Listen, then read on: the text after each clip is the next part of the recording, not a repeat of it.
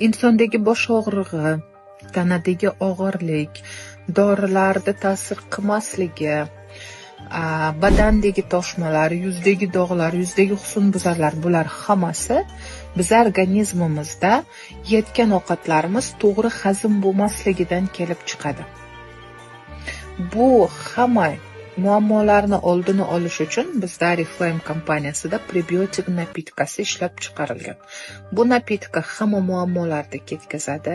Bir kunda bitta stakan suvga bir choy qoshiqda yoki bir osh qoshiqda insondagi muammoga qarab ichiladi. Bu ichaklarimizdagi hamma shlaklarni tozalab, qabziyatlarni ketkazadi, judayam zo'r yordam beradi. Bu napitakni ichib boshlagan odamlarda уже yuzlarida srazu o'zgarish boshlanadi. Ayniqsa kattalarimiz bundan judayam xursand bo'lyapti, tavsiya qilaman.